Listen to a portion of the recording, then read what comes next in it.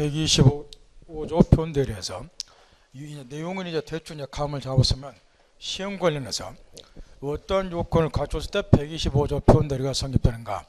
먼저 통지를 해줘야 되니까 내가 의뢰한 사람에게 내 땅 팔아달라고 대리권 주었다라고 상대방의 달자가 표시 통지를 해줘야 되는데, 이와 관련해서 동그라미가 니은번 대리권 수요 표시 통지해줬다는 것을 표시하는 방법은 구도를 하든 뭐 임자나 서면을 뭐 제시를 하든 방법에는 제한이 없다 딱 점검하고, 문제는 여기 125조 표현들은 이제 간혹가다 한 번씩 나오는데 뒤에 나오는 것처럼 126조가 거의 대부분 출제가 되기 때문에 이때 이제 판례 관련해서 집중 나오는 판례가 동그라미 디귿번이고, 이 디귿번하고 관련 있는 판례가 밑으로 판례 사례에서 2번 판례예요.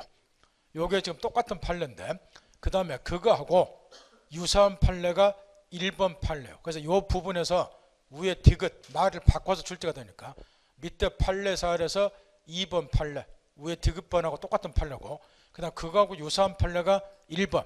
요게 이제 시험에서 집중 나오는데 내용이 이제 뭐냐 그러면 그 세 개를 뭉뚱그려 살펴보면 이런 거예요. 그 판례 사례가 갑이 지금 이 호텔로 되어 있는 사건인데, 이 갑이 호텔인데 이 을이 나는 갑 호텔의 영업소다. 그 밑에 2번 판례 사례에 나왔다시피 영업소다 또는 연락소다 또는 총대리자입니다. 상호나 명칭을 무단으로 사용을 하면서 호텔, 시설, 이용, 우대, 회원, 모집, 계약을 불특정 다수 회원들하고 협의를 바꿔서 체결한 사건이요. 근데 그 사실을 알면서 갑호텔은 묵인을 했다. 이런 경우고, 나중에 이제 얘가 톡겠다. 회비만 들고 톡겠다. 이랬을 경우에 요 회원들은 여기 묵인한 호텔에 대해서 125조 표현들의 책임을 물을 수 있는가, 묵인한 당신들의 책임지시라고. 이에 관해서 우리 대법원 판례는 이 경우도 저 125조 표현들이가 성립된다고 보는데, 이유가 뭐냐? 먼저 첫 번째로 아까 제가 예를 들을 때는 이렇게 예를 들었어요.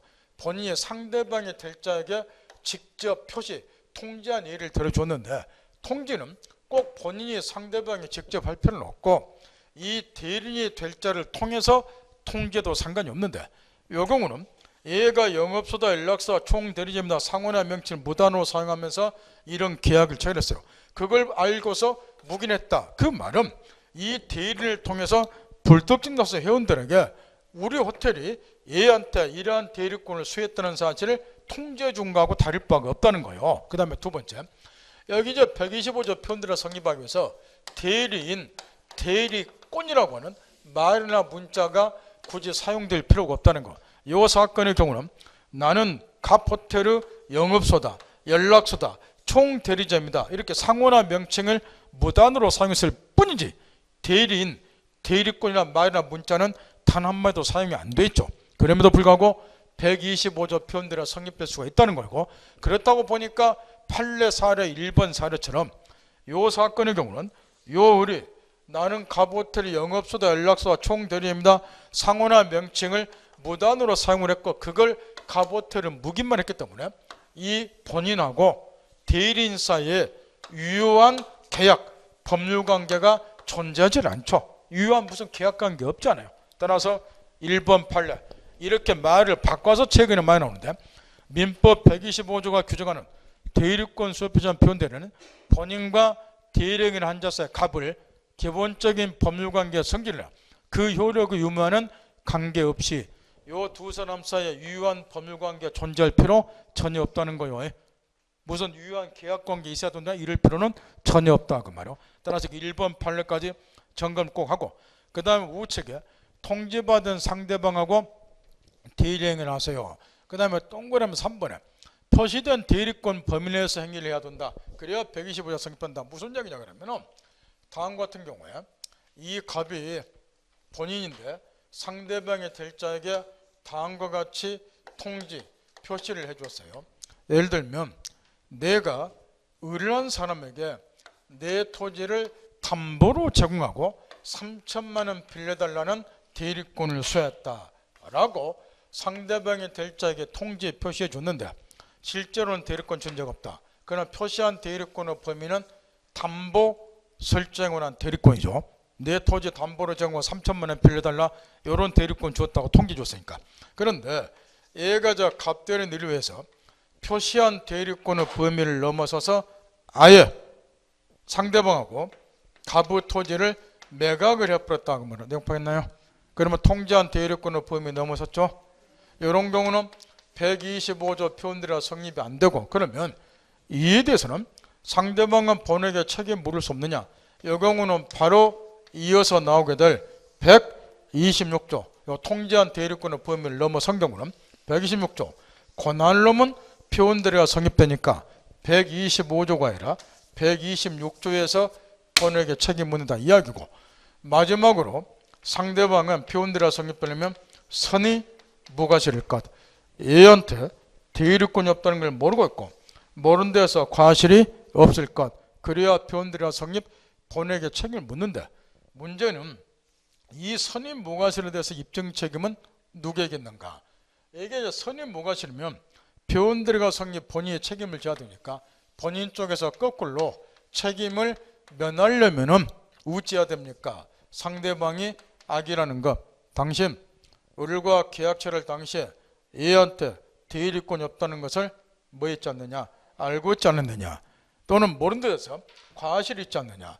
얘가 악이라는 것 또는 과실이 있다는 것을 본인 쪽에서 입증을 해버리면 표현들이가 성립이 안 되니까 본인은 책임을 면하겠죠. 따라 선임 무과실에 대한 입증 책임은 책임을 면하고자 하는 누구에게다? 본인에게. 그 다음에 여기 저 125조 표현대리는 명칭에서 아시다시피 요게 저 대리권 수요 표시한 표현들이 이렇게 되어 있어요.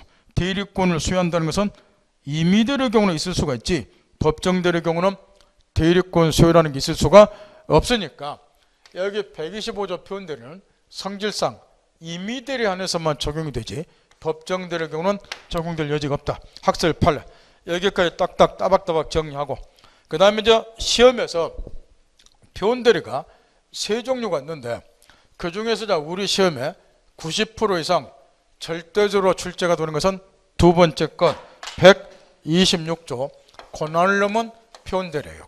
권한을 넘은 표현대리. 요거는 이제 예컨대 대표적으로 이런 경우를 말하는데, 갑이 을에게 담보 설정에 관한 대리권을 주었다. 내 토지 담보로 제공하고 뭐 3천만 원 빌려달라 담보 설정하는 대리권을 주었다. 실제로 대리권 준 거요. 그래서 이제 얘가 갑대리인 의뢰해서 자기에게 주어져 있는 대리권의 범위 내에서 대리행위를 하면 문제될 게 없죠. 근데 권한을 넘어서서 아예 본인 소유 토지를 매각을 했다.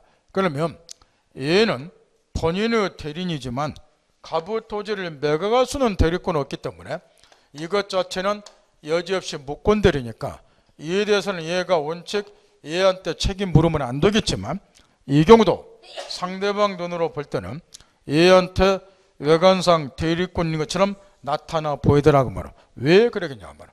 을은 분명히 담보 설정을 한 대리권을 수여받은 건 대리인이에요. 그러면 상대방은 당연히 뭐라고 생각하느냐? 이자가 가부 대리니까 얘는 가부 토지를 매각할 수 있는 대리권도 가지고 있겠지, 이렇게 상대방은 신뢰할 거니까 상대방 눈으로 볼 때는 이 부동산 매각에는 대리권이 있는 것처럼 나타나 볼 것이고, 그래서 이것도 표현대리 일종이고 명칭이 권한을 넘은 표현대로 붙어있는 것을 설명 하나도 알 것이고, 더 나아가서 따라서 이에 대해서도 네가 책임져라 이야기인데 왜 그러느냐? 얘한테 토지 매각한 대리권이 나타나 보이도록 한 데 대해서 원인제공한 측면도 있어요. 왜냐? 믿을 수 없는 이런 애한테 토지 담보 설정한 대리권 주니까 얘가 당신을 배신해서 이런 행위를 하지 않느냐. 그러니 사람 보는 눈이 없는 당신이 이에 대해서 책임지셔야 됩니다. 이런 스토리요. 따라서 요게 권한을 넘은 표현들이 126조인데 왜 이게 시험에서 가장 많이 출제가 되느냐? 90% 이상 권한을 넘은 표현들이 나오는데 실무에서 가장 많이 발생이 되는데 이유가 뭐냐?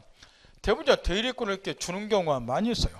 근데 우리가 앞에 저번 주 일주일 전에 배웠다시피 이 대리권의 범위가 임의대리권의 범위가 불투명한 경우가 아주 많다 그 말이야. 명확히 대리권의 범위를 딱 정해서 대리권 주면 얼마나 좋냐 그 말이야. 근데 그리 안 하는 경우가 많다 보니까 얘는 자기에게 대리권이 있다라고 생각해서 매매도 하고 이런 경우도 많이 있어요.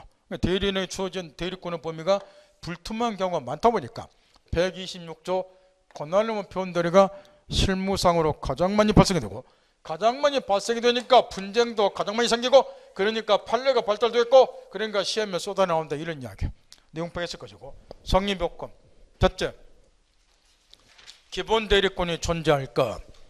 이때 니인분 판례 기본 대리권의 종류는 불문한다 그랬는데, 특히 일상가사 대리권, 공법상의 권리도 당연히 기본 대리권이 되고, 이건 이따 살펴보라고.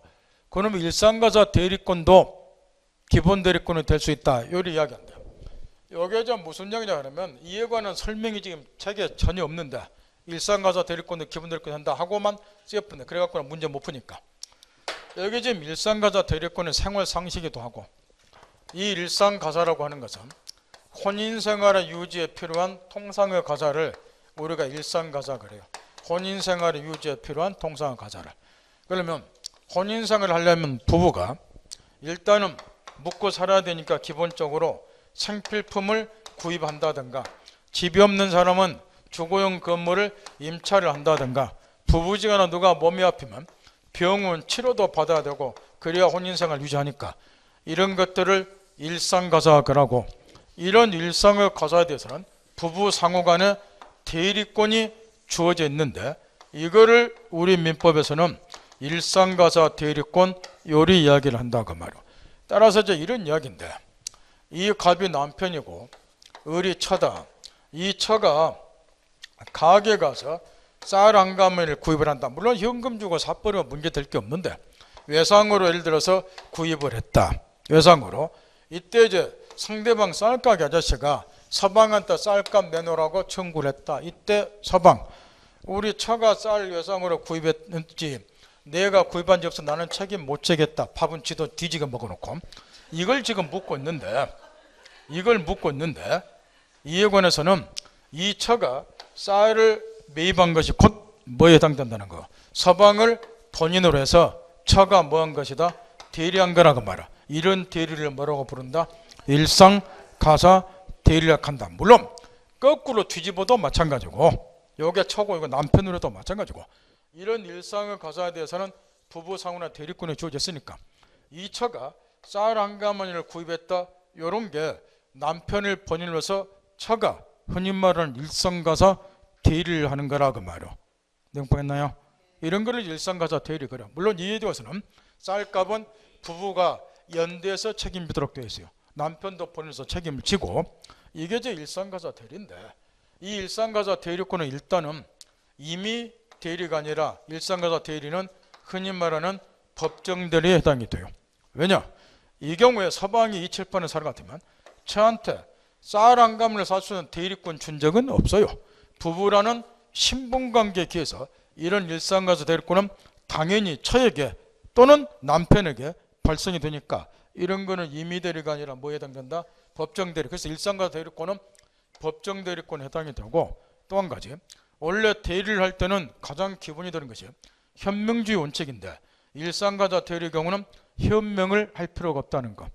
우리 서방은 가비고 나아가 대리인으로서 쌀 한 가마 아저씨 매입하는 거요, 제가 복덕방 공부 요즘 하는데 재밌어요, 그러고 할 필요 없다 그 말이에요. 왜냐? 상대방 서방은 당신 남편이 누군지 관심조차도 없다 그 말이야. 무슨 말 알겠나요? 그래 굳이 현명할 필요가 없다. 그래서 현명주의 원칙도 적용이 안 된다. 이걸 딱 염두 두고, 근데 이제 우리가 시험권에서 묻고자 하는 거는 이런 거라고 말이야. 지금 이 서방이 아파트 소유자예요. 우리나라 부부 별산제이기 때문에 서방 재산 따로 있고 부인 재산 따로 있어요. 누구 재산인지 불문할 때는 부부 공유로 추정을 해주고, 근데 이 서방이 아파트를 결혼하기 전에 사왔다. 이건 서방 특유 재산이라 그래. 서방 거야. 부인 거 아니고. 근데 이제 처가 무단으로 서방명의 아파트를 매각을 했다 그 말이요. 또는 무단으로 서방명의 아파트를 은행에 담보로 제공하고 예컨대 저당권 설정하고 3천만 원 빌렸다. 내용 파악했나요? 그러면 이 처가 무단으로 서방명의 부동산을 매각한다든가 담보로 제공하는 것은 일상가사 대리다 아니다? 일상가사 대리가 아니라 그 말이요. 따라서 이제 여기서 묻고자 하는 거는 그러면 상대방은 이 서방에 대해서 이 처가 서방명의 부동산을 임의로 매각하고 담보 제공하고 이 행위에 대해서 서방에게 본인으로서 책임을 물을 수 있는가? 요걸 묻고자 하는데 묻는 이유는 이게 일상가사 대리라고 하면 당연히 서방에 책임 묻는데 요거는 일상가사 대리 범위를 넘어선 거라고 말이야. 그러니 요 경우는 이제 몇 조를 이제 검토할 수밖에 없느냐? 권한로문 표현대리가 성립되는가? 요걸 지금 검토하라는 건데 왜 그러느냐? 이 권한로문 표현대리가 성립되려면 요 처에게 기본 대리권이 있어야죠. 126가 성립되려면 대리인과 기본 대리권이 있고 대리인이 그 권한을 넘어서야 되니까. 근데 처에게 마침 기본 대리권이 있더라고 말. 그게 무슨 대리권이다? 일상가사 대리권이라고 말. 따라서 이 일상가사 대리권을 기본 대리권에서 이 경우에 권한로문 표현대리가 성립되는가? 요걸 묻고 있는 건데 내용파겠나요?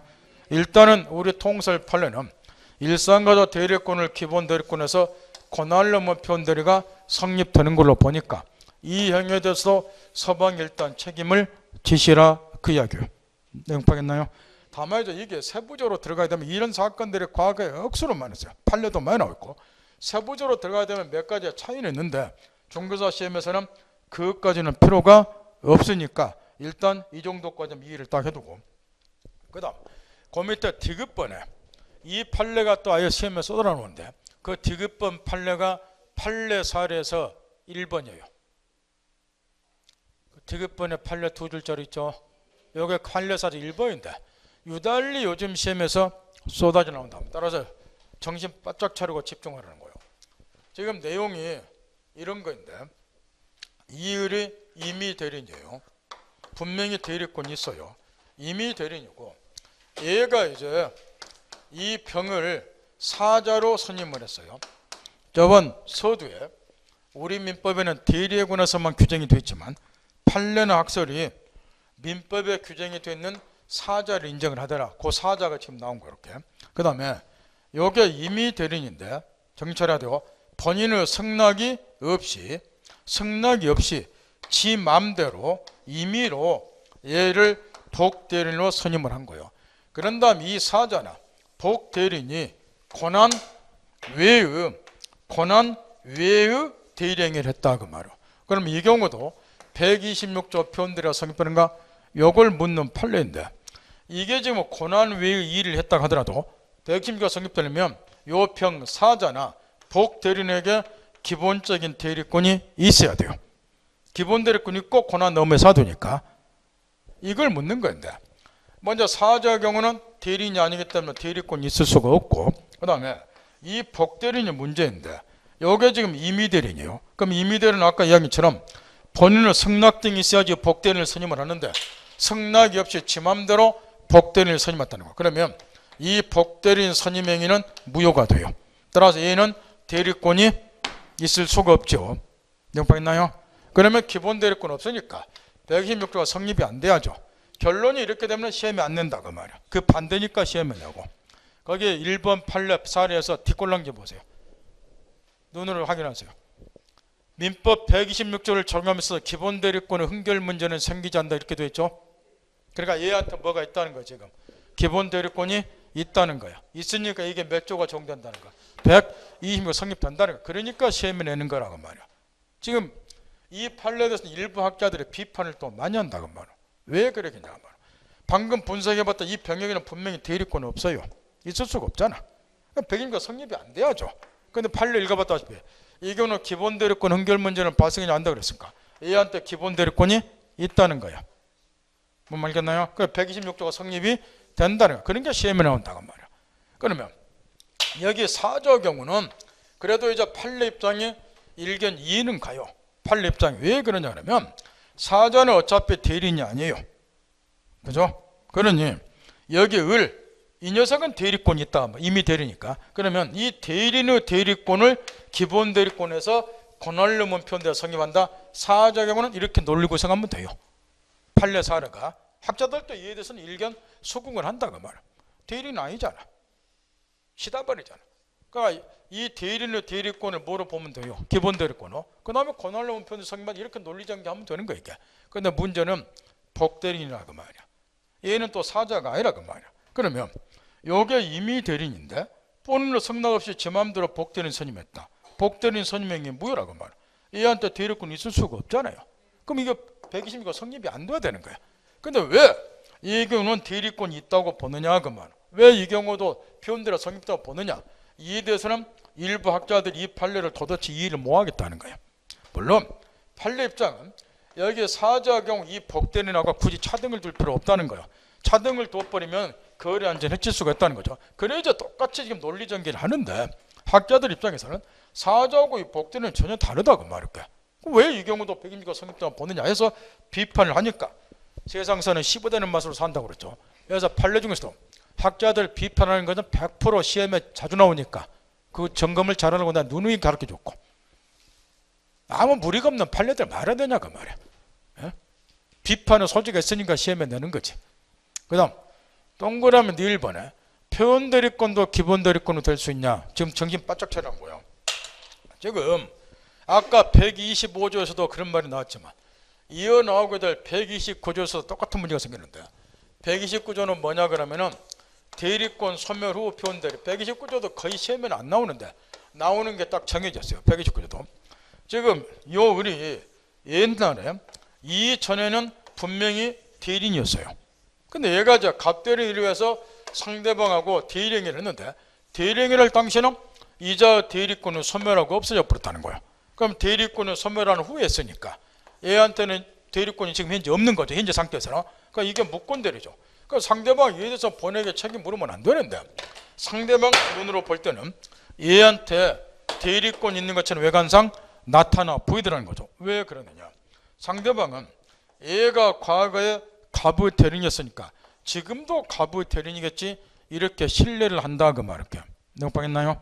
그러니 얘 눈으로 볼 때는 얘한테 외관상 대리권 있는 것처럼 나타나 보이고 그래서 표현대리권하고 명칭이 대리권 소멸로 표현되는 걸 설명 안 해도 알 것이고 따라 이에 대해서도 임자 책임지라 지금 요 이야기인데 이 경우 이제 129조 표현대리가 성립되고 할 때도 이 소멸한 대리권의 범위를 넘어서 버리면 안 된다는 거야. 넘어서 버리면 몇 조로 넘어가느냐? 126조로 넘어가요. 뒤에 눈으로 확인을 한 거야. 거기 135페이지 보면 대리권 소멸로 표현대리에서 성립요건의 제일 밑에 동그란 2번 확인했나요? 대리행위가 소멸되기 전의 대리권의 범위에서 이루어지고 만일 소멸한 대리권의 범위를 넘어서면 몇 조가 적용된다? 126조가. 요게 지금 요즘에 갑자기 또 자주 나오는데 확인했나요? 그러면 요 경우에 이제 한 가지 문제가 있다는 거예요. 지금 이 소멸한 대리권의 범위를 넘어섰다. 바꿔 말하면 얘가 옛날에 가지고 있던 대리권은 담보 설정에 관한 대리권이었다. 그러니까 이 대리권은 소멸이 됐는데 본인서의 부동산을 매각을 했다. 그러면 소멸한 대리권의 범위를 넘어섰죠. 명확했나요? 이때는 이제 129조가 아니라 몇 조로 넘어간다? 126조 지금 이야기인데 근데 이렇게 하다 보니까 한 가지 문제가 있다는 거예요. 120조가 성립되려면 얘한테 뭐가 있어야 돼요? 기본 대리권이 있어야죠. 근데 현재 얘한테는 기본 대리권이 없잖아요. 그죠? 근데 120조가 성립된다고 보니까 이게 지금 도대체 무슨 이야기냐 이게 이제 논란이 되는데 어차피 표현대리 제도는 대리제도 신용을 유지하기 위해서 표현대리 제도를 두고 있는 거. 본회의에 책임 물음으로써 대리제도 신용을 유지하자는 거야. 그러다 보니까 우리 이제 다수 학자들하고 판례 입장이 표현대리 규정의 중복 적용을 허용하자는 거야. 무슨 얘기냐 그러면 129조 표현대리 그 요건이 나왔다시피 129조가 성립되려면 소멸한 대리권의 범위 내에서 대리행위 이루어질 거 이렇게 돼 있어요. 근데 그 권한을 넘어서 버리면 129조는 성립이 안 된다는 소리죠. 그럼 여기서 땡 쳐버리면 대리제도 신용을 유지하기 어려우니까 표현대리 규정의 중복 적용 몇 조를 다시 추가적으로 적용시키자는 거. 126조 지금 이런 이야기인데 이래 하다 보니까 얘한테는 실제로 대리권이 없는데 뭐가 적용이 된다? 126조가. 그러다 보니까 이제 이렇게 이야기를 한다 말이야. 얘한테는 실제로 지금 대리권이 없지요. 근데 외관상으로는 대리권이 있는 것처럼 나타나 보이죠. 그래서 그 대리권을 뭐라고 표현하는 거야? 표현 대리권이라고 표현한다 그 말이에요. 실제로는 대리권이 없는데 외관상으로 볼 때는 대리권이 있는 것처럼 나타나 보인다. 그래서 요 을이 가지고 있는 대리권을 뭐라고 부르자? 표현 대리권이야. 따라서 이 문제는 결국 이 표현 대리권을 기본 대리권에서 권한을 넘은 표현들이 성립되는가? 이렇게 귀착이 되고, 따라서 요걸 지금 예에 들어놓은 것이 그 앞에 132페이지가 딜번이라고 말이야. 표현 대리권도 뭐가 될 수 있다? 기본 대리권 될 수 있으므로 그 범위를 넘어서면 몇 조가 정도야? 126조가. 요 판례가 곧 거기 135페이지 제일 밑에 동그라미 2번 요 판례라고 말이야. 그 연결되는 것이에요. 제 말 듣겠나요? 무슨 말인지 알아들으시겠냐고. 정리 잘하라고 말이야. 계속 나오고 있으니까. 그 다음 우측에 넘어가서 여기 이제 126조는 기본 대리권을 범위를 넘어서서 대리행위가 이루어져야 되는데, 이때 이제 기본 대리권의 종류하고 이 올권행위의 종류가 동종이냐 이종이냐 이거는 따질 필요 없는데 하도 시험에서 물어보는데, 따라서 이제 기본 대리권이 공법상의 권리고 제일 많이 물어본 것이 아까 앞에 나온 등기 신청에 관한 대리권을 주었어요. 등기 신청은 대리가 허용이 되니까. 그런데 얘가 거기 우측에 판례에서 공법상으로 등기 신청에 관한 대리권을 줬는데 뭐라고 되어 있어요? 올권행위는 대물변제 계약을 처리했다. 얘가 들어졌죠? 등기 신청에 관한 대리권은 공법상의 권리잖아. 근데 얘가 권한을 넘어서서 뭐 해버렸다? 대물변제 계약을 체결했다. 이거는 사법상의 법률행위고, 그러면 기본 대리권은 공법상의 권리, 올권행위는 대물변제 계약, 사법상의 법률행위. 종류가 완전히 다르지만 그런 거는 따질 필요 없이 126조가 성립한다 이야기고, 요거는 틀리면 합격하기 힘들고, 문제는 이런 거는 누구나 마찬가지다. 대신 거기 또 기획이라고 쓰였는데 잘했나요? 원래는 그 위에 거가 기획이고 여기 니은으로 가야 되겠죠. 정신 똑바로 차리시고 133페이지 하고 있잖아. 지금 제일 위에. 근데 앞에가 니은으로 됐잖아. 방금 설명한 것이. 근데 그게 이제 기억으로 가야 되고, 그 밑에 기억으로 되어 있는 거 찾았나요? 요게 시험에 쏟아져 나온다고 말이야. 방금 설명해 준 거 그 니은이라고 되어 있는 그 순서가 바뀌었잖아. 요거는 누구나 맞추는 거고 합격권을 들어간 사람은. 문제는 그 니은, 책으로 말하면 기억으로 되어 있는 거에 그 니은으로 고치고, 요 대리행위가 쓸 것, 이에 관한 판례, 사수를 써서 요 판례하고, 그 다음에 판례 사례에 나와 있는 1, 2번 요 판례하고, 그 별표 쳐봐야 말정 확이니까. 여기서 요즘 시험에 쏟아져 나오는데 이게 또 대리 기초기 때문에 그래요. 지금 126조 표현대리가 성립되려면 일단은 대리 행위라고 볼만한 행위가 일단 존재해야 돼요. 표현대리도 대리 행위 일종이니까. 그러면 대리 행위가 되려면 가장 기본이 뭐예요? 나는 뭐이다? 갑된 을이다. 현명에 뒤에 있어야 대리 행위가 되겠죠. 그래야 표현대리도 성립한다 그 이야기야. 논리적으로. 만약에 이게 현명이 안 돼 있다, 그럼 대리 행위 아니잖아. 이런 거는 표현대리가 적용되겠어요, 안 되겠어요? 안 된다 그 이야기야. 이게 대리 기초잖아. 그러니까 여기서 시험 문제가 쏟아져 나온다고 말이야. 그 말 듣겠나요? 그러면 먼저 첫 번째 유형이 사수를 써서 그 이야기인데, 대리 행위가 되려면 갑대리로 현명을 해야죠. 근데 판례를 보면 사수를 써서 이와 같은 대리 행위 표시를 하지 아니하고, 그 말은 현명을 제대로 안 했다는 거예요. 단지 본인의 성명을 모용했다 그 말은 본인의 성명을 사칭했다 그 이야기예요. 모용을 해서 마치 자기가 본인 것처럼 뭐하고 기망하고, 그 다음 줄에 아주 중요하다, 본인 명의로 직접 법률을 냈다 그 말이에요. 확인했나요? 이런 경우는 126조 표현대리가 성립할 수 없다 이야기인데, 지금 이런 이야기일 거라고 말이에요. 원래 정상적으로 현명하려면 이렇게 해야죠. 갑, 대리인, 의리 이렇게 해야죠. 그 다음에 대리인 인장을 계약서에 톡 눌러 찍고 이렇게. 그런데 이걸 방금 읽어본 거는 요거 없다는 거예요. 뭐 자기가 누구인 것처럼 행세한 거야. 본인 것처럼 행세했잖아. 그다음 본인 명의로 직접 법률을 했잖아. 그죠? 근데 아까 우리가 이 똑같은 거 하나 앞에서 배운 적이 있어. 몇 페이지에서 배웠냐 그러면 서명대로다 그래서 108페이지에서 이걸 구별을 정확히 해야 된다는 거야. 180페이지에 서명대로 아까 있었잖아요. 그 서명대로가 이거하고 똑같은 거예요. 지금 외관상으로는. 그 108페이지 가르쳐줬잖아요. 그 동그라미 1번. 그죠? 요 서명대로고 108페이지 동그라미 1번 그 위에 그거는 유효한 대령이야 돼. 당연히 본인이 책임지는 거예요. 근데 요것도 보라고 말이야. 자기가 마치 본인 것처럼 기망해서 본인 것처럼 행사하고 본인 명의로 직접 법률행했잖아요. 그거 뭐하고 똑같아? 108페이지하고 서명대로 똑같잖아. 본인 명의로 법률행하니까. 그죠? 근데 차이가 있어.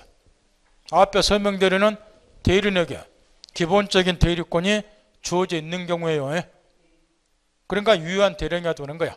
근데 여기 133페이지 지금 기억을 니은으로 고치고 그 니은에 쓰여있는 사수를 써서 이 경우는 대리인에게 대리권이 없는 경우에요. 무슨 말 알겠나요?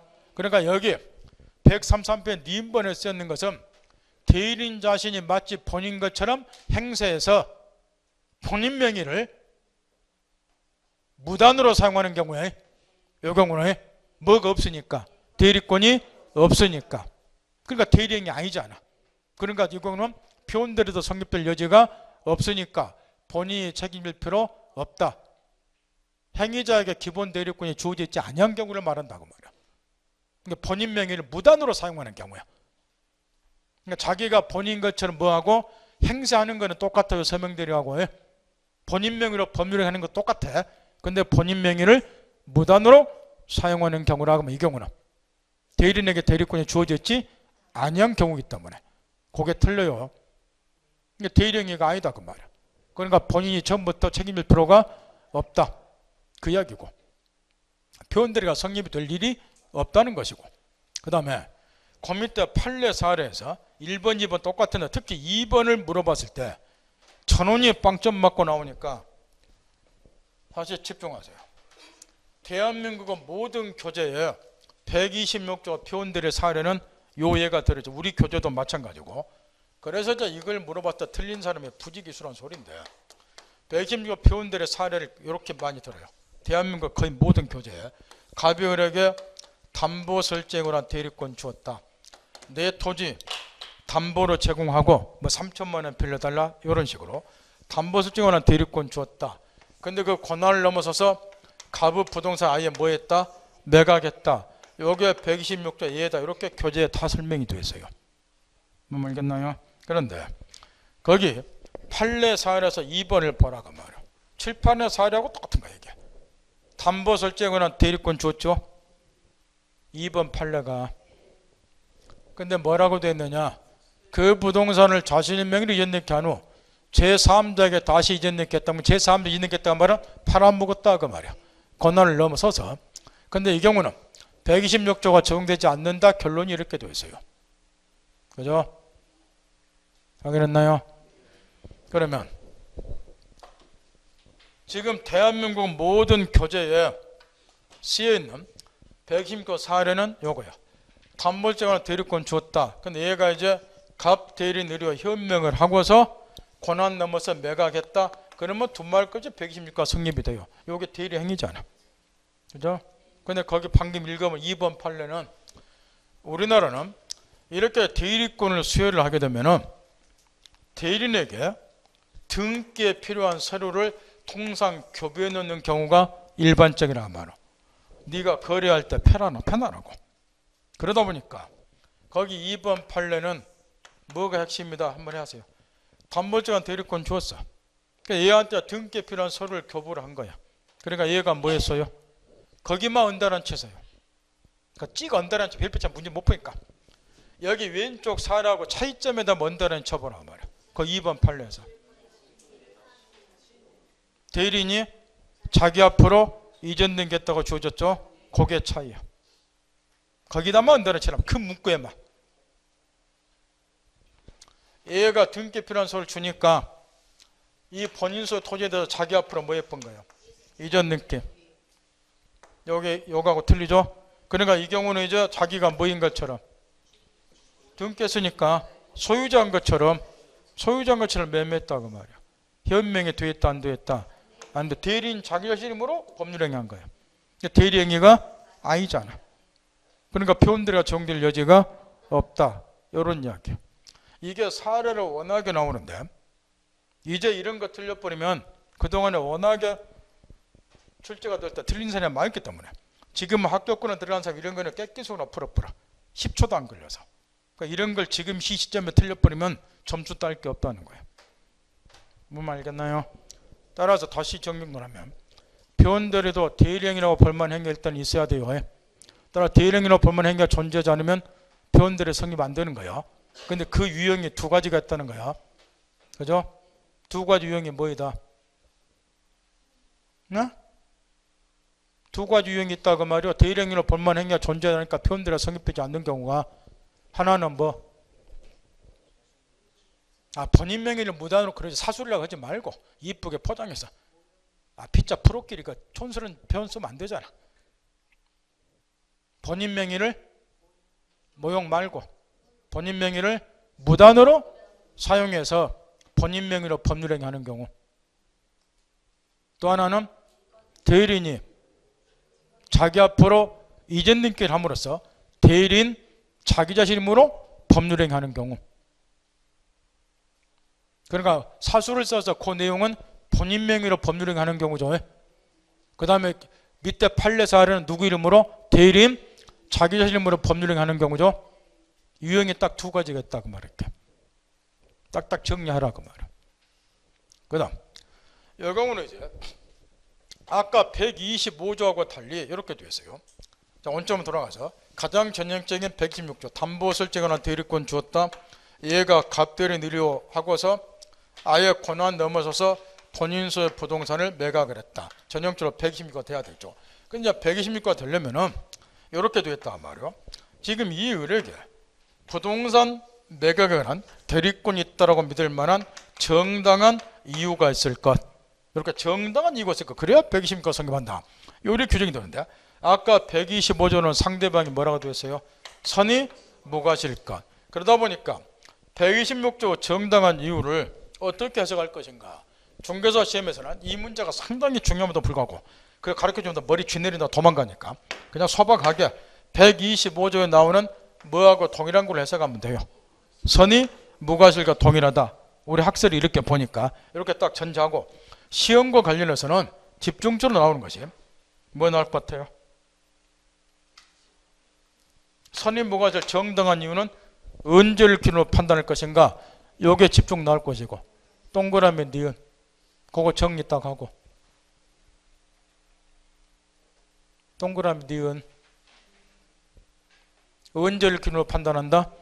항상 법률행위실 기준으로 판단하니까 대리행위실 기준으로 판단하면 되고 그 이후 사정은 고려 대상 아니다. 그거 딱 점검하고 그 다음 뒤에 넘겨서 제일 위에 판례 사례는 일상가사 대리권을 기본 대리권에서 권한을 넘은 표현대로 성립되는가 그에 관한 판례요. 제일 위에 그 판례 집에 가서 있고 그 다음 밑에 그 판례 사례가 또 하나 나왔는데 그거는 대리인이 자기에게 주는 대리권의 범위를 넘어서도 대리행위했다.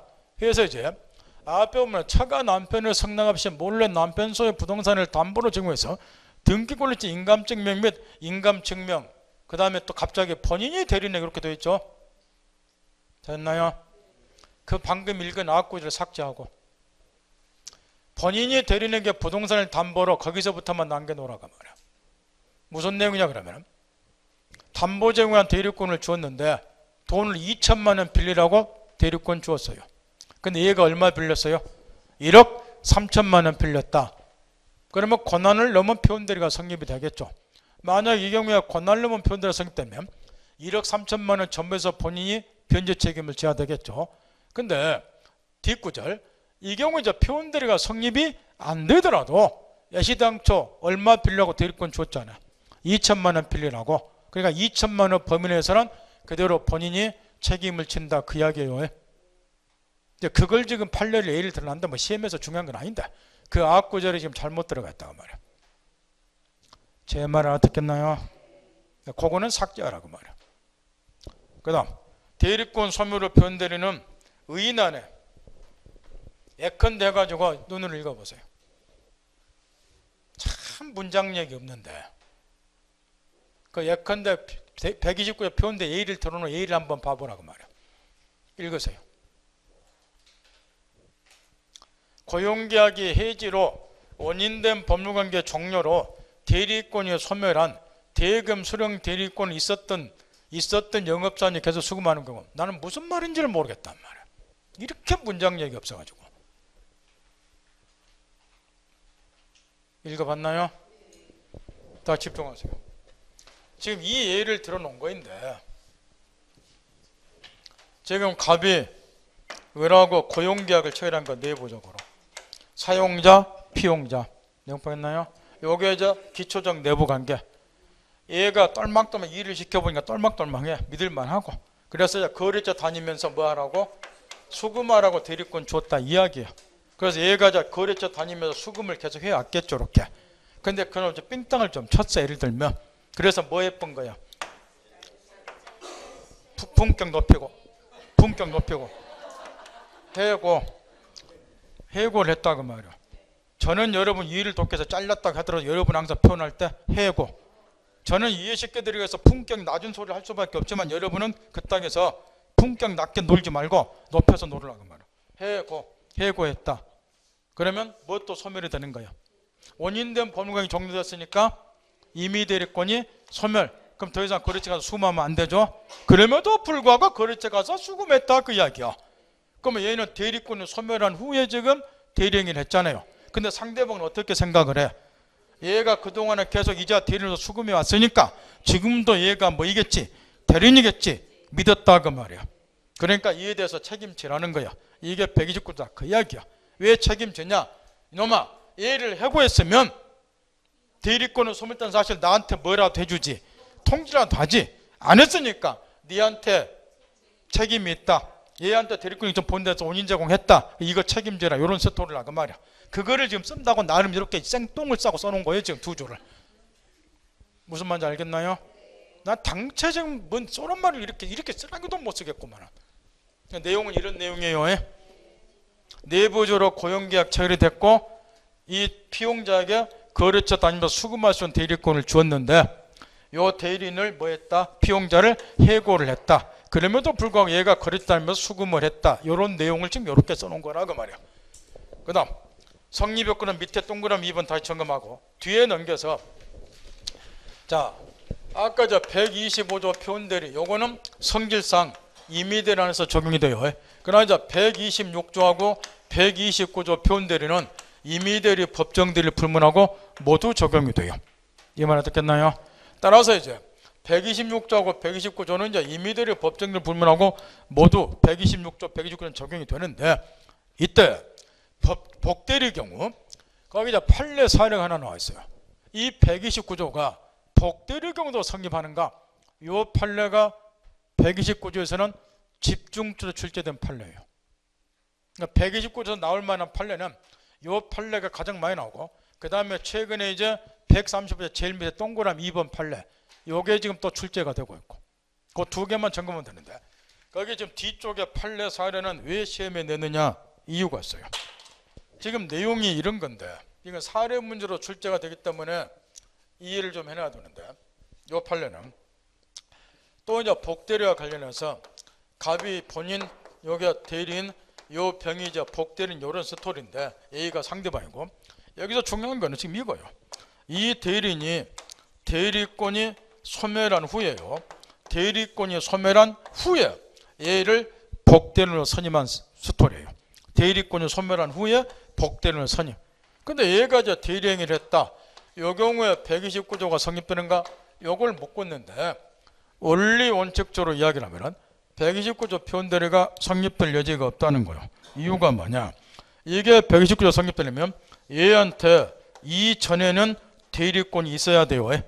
그 다음에 이 대리행위를 할 당시에 이 대리권은 소멸해야 되는데 얘는 대리인이 대리권이 소멸한 후에 얘를 복대리인으로 선임했기 때문에 이전에 A한테는 대리권이 그러죠. 단 한 번도 없었다는 거예요. 이 경우는 129조가 성립이 안 돼야 되는 거예요. 그건 성립이 안 되면 시험에 안 내. 뭐하러 되냐? 그럼 언론지 그대로인데. 근데 이게 129조 성립된다고 보니까 시험에 쏟아져 나올 거라 그 말이에요. 그러면 왜 우리 판례는 이 경우에 지금 여기 핵심 요거예요. 대리인이 대리권이 소멸한 후에 A를 법규로 선임했다. A한테는 이전에 대리권이 전혀 없었는데 129조가 성립된다고 보는가? 이유는 요거 비교해 보라는 거예요. 지금 A가 상대방하고 대리행위를 하게 되면 요거는 129조가 성립돼요.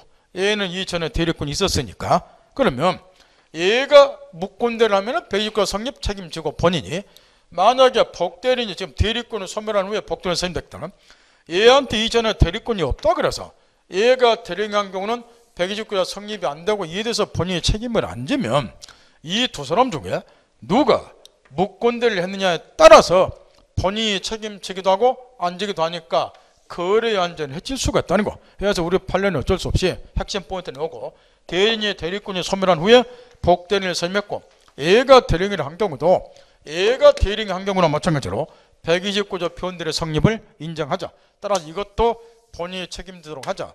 이게 판례 입장이고 이 판례에 대해서는 학자들도 일견 수긍해요.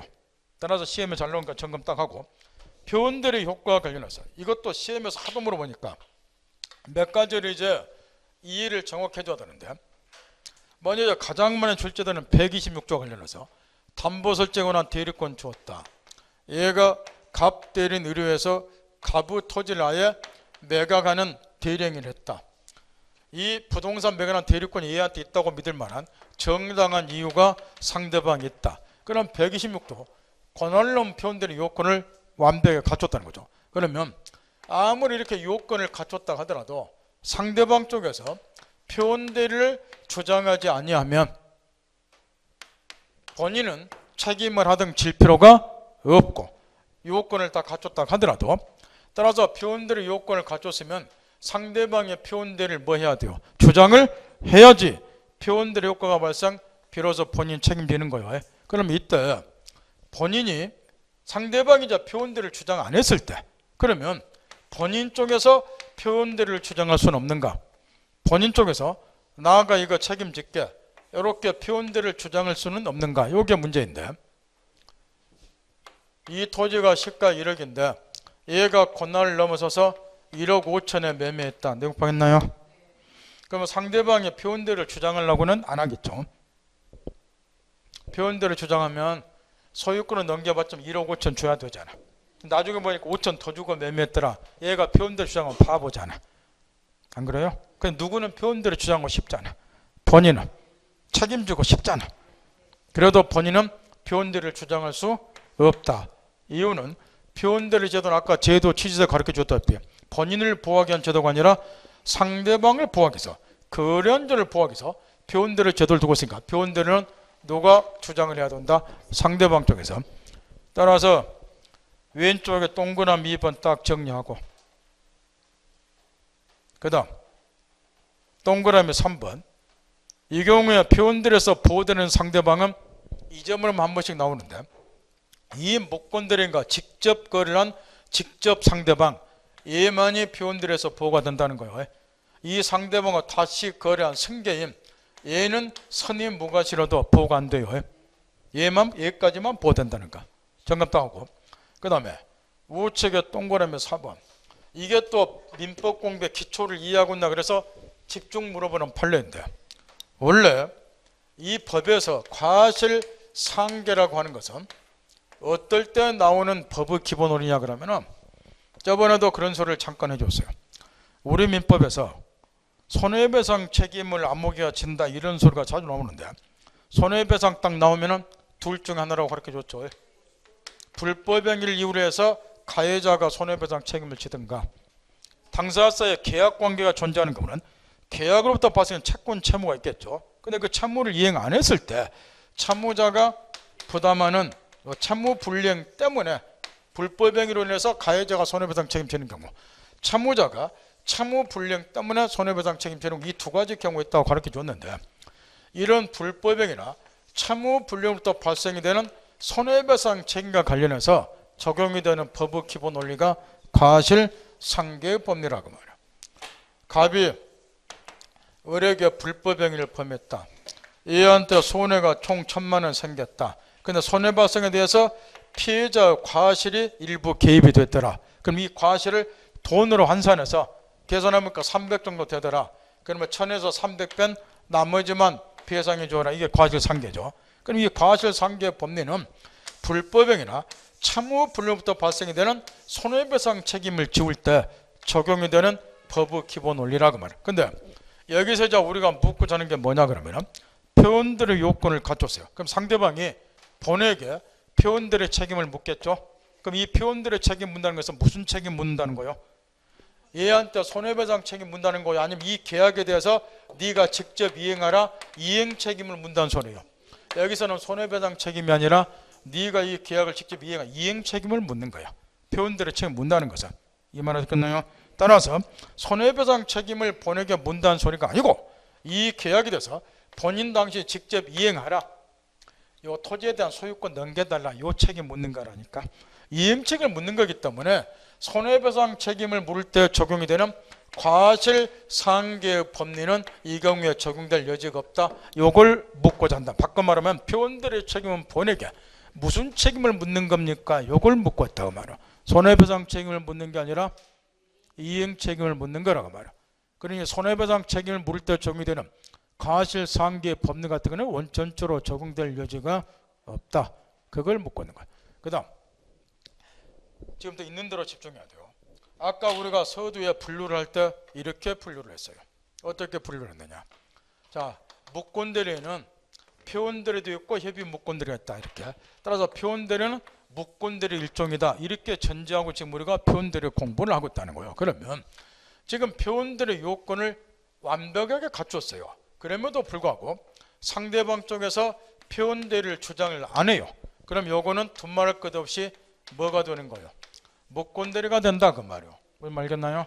표현대리도 묵권대리 일종이니까 상대방이 표현대리 주장 안 하면 이건 묵권대리 취급을 하는 거야. 그러면 일단 바로 뒤에 나오는 것처럼 협의 묵권대리의 경우는 본인이 추인 거절, 상대방이 최고 처리를 할 수 있는데 표현대리 요건을 갖추고 있음에도 불구하고 상대방의 표현대리를 주장하지 않으면 묵권대리 취급을 하니까 본인은 묵권대리나 똑같이 추인 거절, 상대방의 최고 처리 똑같이 다 해요. 이렇게. 그런데 문제는 이런 게 중요한 게 아니고 이걸 집중 묻는다 그 말이에요.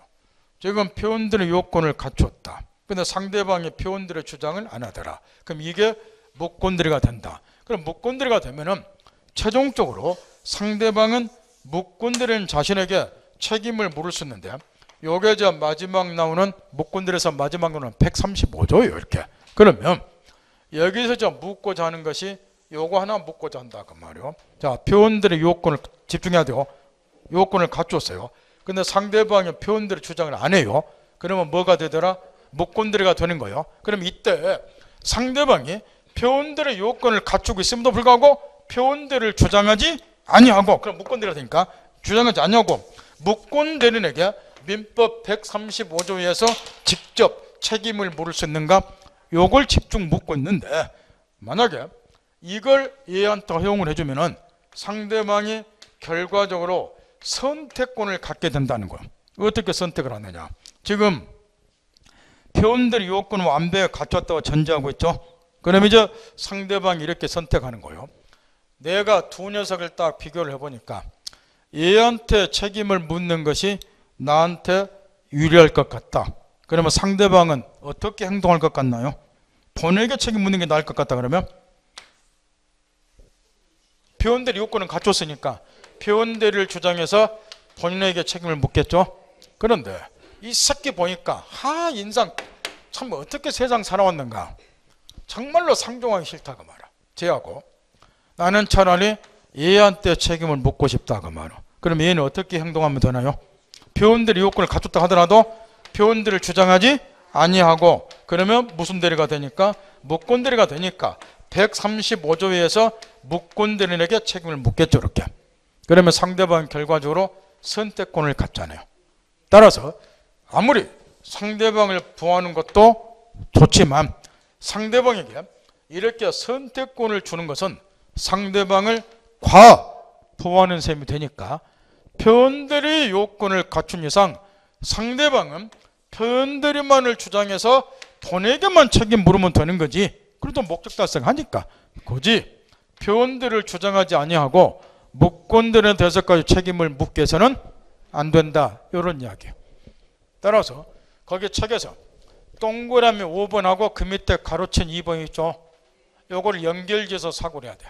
시험은 가로친 2번이 나오고 동그라미 5번은 아까 가르쳐준 뭐 주인거랑 똑같이 인정다 그 얘기니까 시험에 물어볼 거 없고 그 밑에 가로친 2번으로 연결이 된다. 이해하셨겠나요? 요게 시험에 나올 때 맞힌 사람 거의 없었다는 거예요. 사례 문제가 나왔을 때 정리 딱 하고 그 다음 다시 이제 앞으로 돌려서 협의의 무권대리예요. 지금까지 표현대리를 쭉 살펴봤는데 거기 119페이지 보세요. 무권대리 중에서 표현대리하고 볼만한 특별한 사정이 없는 경우 그러니까 무권대리에서 표현대리 뺀 나머지를 협의의 무권대리 간다 그 이야기야. 근데 그 다음 줄 또 읽어보세요. 물론 표현대리에 해당하는 경우로 할지라도 상대방이 뭐 안 하면 그러면 뭐 취급한다? 무권대리 취급해. 이 경우도 방금 살펴본 것처럼. 그러면 뒤에 넘기세요. 이것도 이제 협의의 무권대리도 줄거리를 정확하게 잡고 거기에 이제 살을 붙여두니까 있는 대로 집중하라는 거예요. 예를 들어 다음과 같은 경우 갑이 부로서 토지 소유자다. 을이 자로서 사업하다가 쫄딱 망했다. 해서 이제 아버지 토지를 아버지 대리라고 사칭하고서 아버지 토지를 자식놈이 무단으로 매각했다. 이런 게 대표적으로 협의 무권대리예요. 첫째, 아버지가 자식놈한테 땅 팔아달라는 대리권 줬다라고 상대방이 별도하게 통지해 준 적이 없으니까 125조 성립될 이렇겠죠. 자식놈한테 기본 대리권이 주어져 있지 않으니까 126조 될 일 없죠. 자식놈이 옛날에 아버지의 대리했던 적이 없었으니까 129조 될 일 없죠.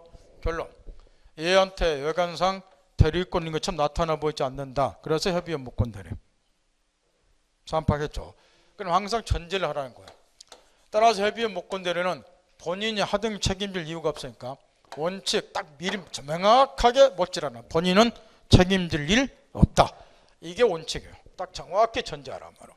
본인은 책임질 필요 없다. 표현대리하고 반대로. 그럼에도 불구하고 이것도 현명은 당연히 하고 간혹 가다가 이 대리행위가 본에게 이익이 되는 경우도 있어요. 토지가 시가 1억짜리인데 얘가 1억 5천에 매매했다. 이런 경우. 이런 경우 본인이 책임지면 소유권은 넘겨주겠지만 대금 1억 5천 받으니까 이익이 되잖아. 이처럼 대리인이 이 경우도 대리의사를 가지고 있고 대리행위가 본에게 이익이 되는 경우도 있으니까 굳이 본인이 사후에 동의해주는 거 내가 책임질게 이리 하는 것을 막을 필요는 없지 않냐. 그래서 협의의 무권들의 경우에 일단 본에게 인정해주는 권리가 추인권이 있다. 그 말할게. 그러면 이제 어떤 일이 벌어지는가. 지금 이 무권대리는 본인에 대한 관계에 있어서는 일단 무효인 거예요. 왜? 그러니까 본인이 책임질 필요 없는 거야. 이거 대리행위가 무효면 원래 책임질 필요 없다고 그랬잖아요. 그런데 본인이 추인을 하게 되면 이 무효였던 무권대리는 처음부터 유효였던 것으로 바뀌게 돼요. 이 매매가 본인에 대한 관계에서 유효로 바뀐다. 그러니까 뭐 한다는 거야. 나가 책임진다 그 이야기야. 처음부터 유효로 바뀌니까 무효였던 무권대리가. 그러니까 우리말로 번역하면 본인 쪽의 일방적 의사에 의해서 원래는 무효니까 책임질 필요 없는 건데 자기의 의사에 의해서 이거를 유효로 만들었으니까 나가 책임지겠습니다. 이게 추인이라고 말이야. 그러면 여기서 이제 가장 중요한 게 뭐냐 이거예요. 이따 바로 뒤에 이제 무효 취소가 나오는데 이 무효 중에 앞에서 이제 그런 소리 간혹 나왔지만 절대 무효 또는 확정 무효라고 하는 게 있어요.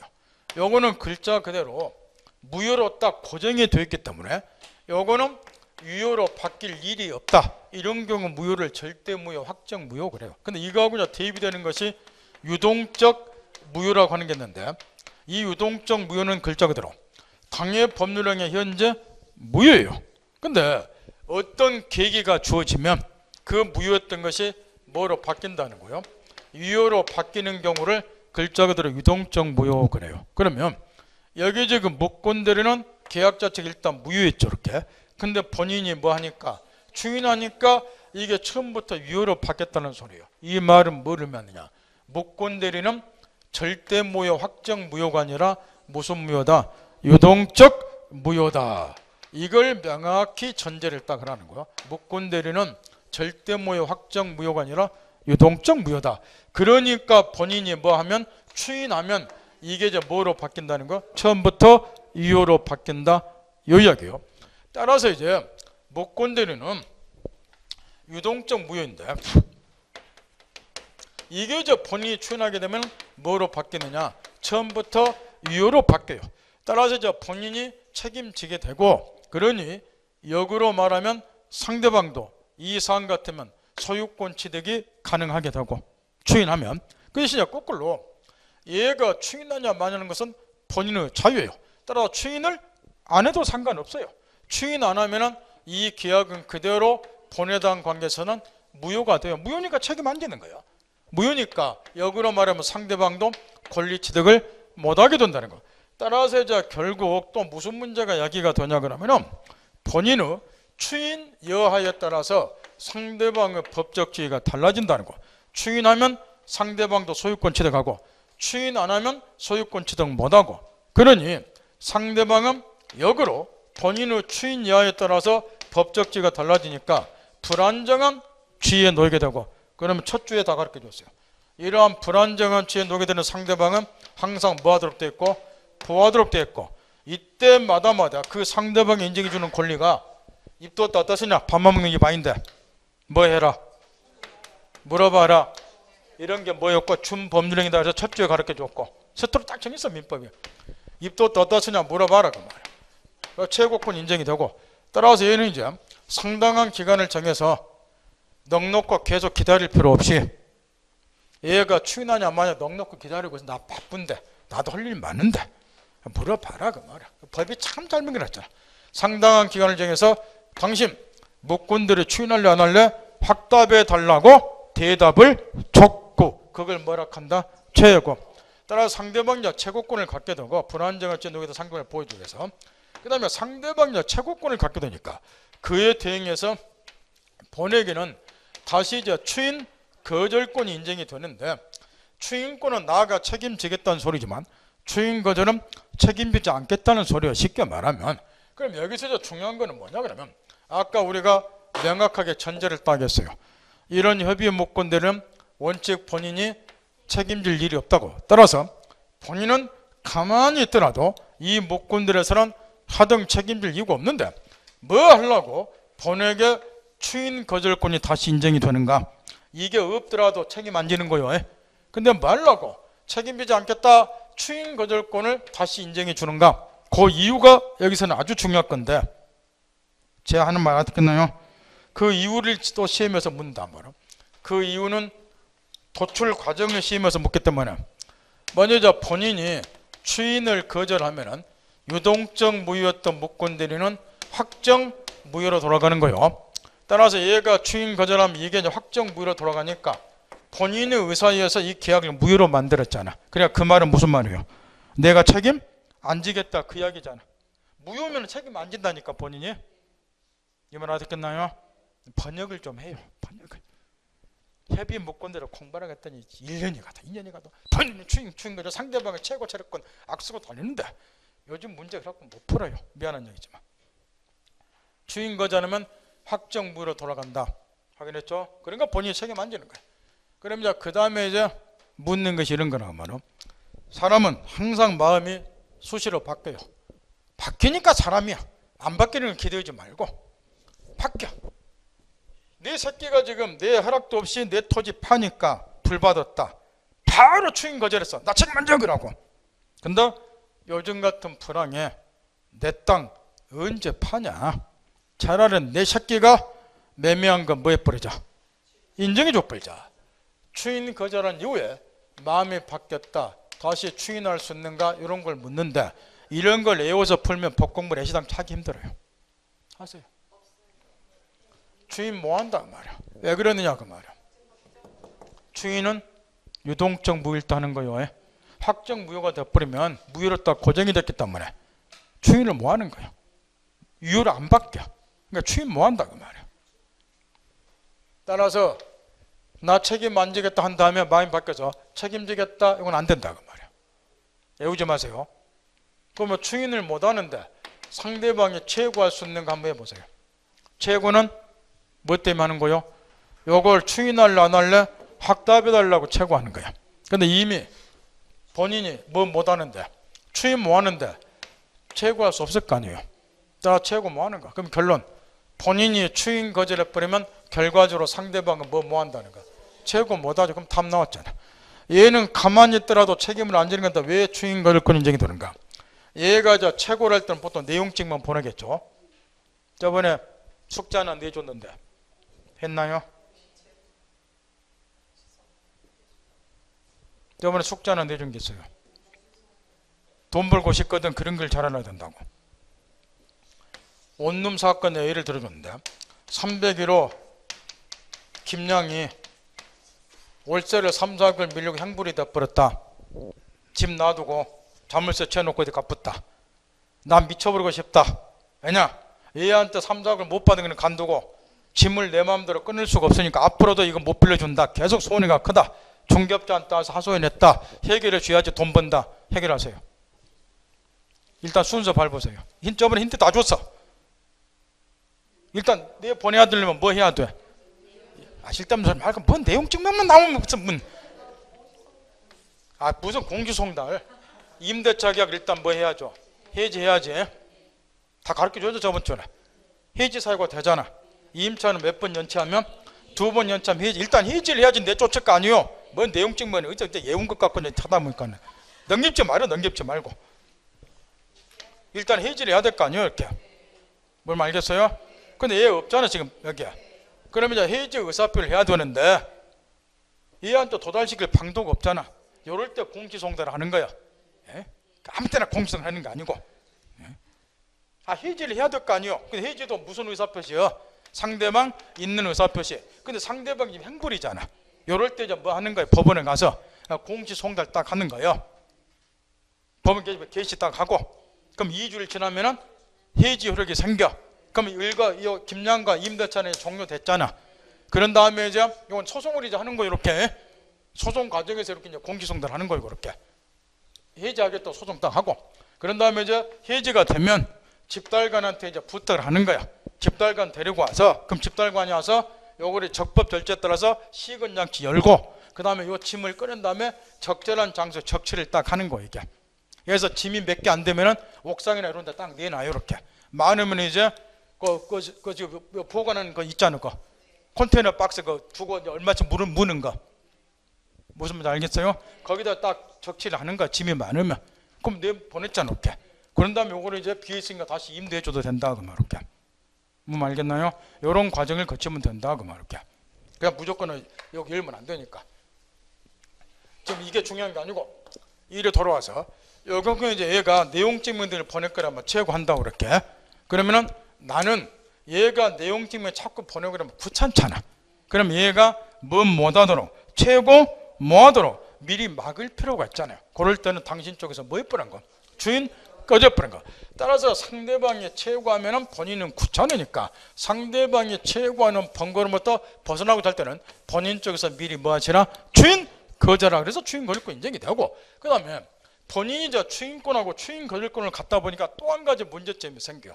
본인이 추인하면 무효였던 무권 대리는 처음부터 유효로 바뀌고 본인이 추인 거절하면 거꾸로 확정 무효로 돌아가 버려. 따라서 이 무권 대리의 유효 무효가 본인의 일방적 의사에서 좌우가 되다 보니까 상대방도 이 계약의 당사자다고 말이야. 근데 무권 대리의 효과가 본인의 일방적 의사에서만 좌우가 되니까 계약의 상대방 당사자인 이 상대방이 너무 불합리 불공평하다는 거. 따라서 상대방의 일방적 의사에 의해서도 무권들의 효과가 일방적으로 좌우가 되도록 상대방에게 권리를 하나 인정해 줘야지 양자 공평하다 해서 마지막에 상대방이 일방적 의사에 의해서 무권들의 효과가 좌우되도록 상대방이 인정해주는 권리가 철회권이라 그 말이에요. 그럼 이제 어떤 일이 벌어지냐? 상대방 쪽에서 철회권을 행사하게 되면 유동적 무효였던 목권 대리가 상대방의 일방적 의사에서 이제 뭐로 돌아가느냐? 확정 무효로 돌아가는. 그럼 이거를 이제 우리말로 번역을 하면은 상대방이 철회를 하게 되면은 상대방의 일방적 의사에서 이 매매가 무효로 돌아갔으니까 이 말을 번역하면 상대방 쪽에서는 지 의사에서 무효로 만들었잖아. 그러니까 어느 누구에게도 책임 묻지 않겠다. 요게 상대방의 철회권 행사한다는 소리요. 번역을 하면은. 그러면 이제 이어서 이런 거를 이제 자유자재로 갖고 놀아야 된다는 거. 상대방의 철회권을 행사를 했어요. 책임 안 묻겠다고. 나 A하고 매매한 거 똥 밟은 셈 치겠다. 요게 철회권 행사하는 거예요. 그러면 상대방의 철회권을 이미 행사를 했는데 본인 쪽에서 나중에 추인할 수 있는가 이런 걸 이제 묻기 때문에 갖고 놀아야 되는데 하세요. 추인 못하겠죠.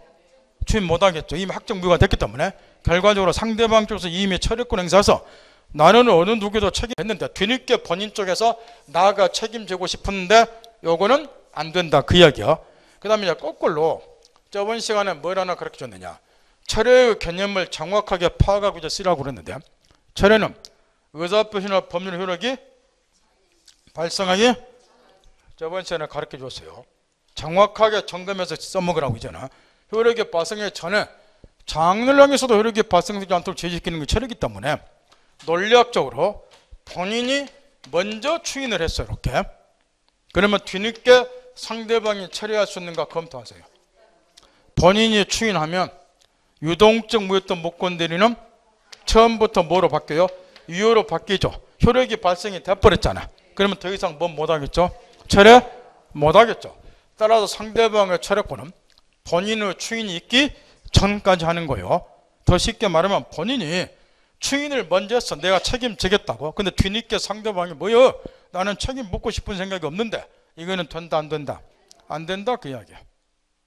소통하겠나요? 그러면 총체적인 결론이 이렇게 돼요. 지금 이 협의의 목권들의 경우에 제1단계 본인이 추인권을 갖는다. 그러니 불안정한 주의에 놓게 되는 상대방을 보여주기 위해서 상대방에게 최고권 인정이 된다. 상대방이 최고하면 본에게는 번거로우니까 상대방의 최고권에 대응해서 본에게는 추인 거절권 인정이 된다. 그러니 본인이 일방적 의사에서만 목권들의 효과가 일방적으로 좌우되니까 상대방이 일방적 의사에서 목권들의 효과를 좌우하도록 마지막에 상대방 인정되는 권리가 철회권이다. 따라서 시험에서 가장 중요한 것은 도망할 필요가 없이 추인권이다. 결론이. 요게 없으면 나머지 권리가 나올 수 없기 때문에 그러겠죠. 추인권이 없으면 나머지 권리 있을 수가 없잖아.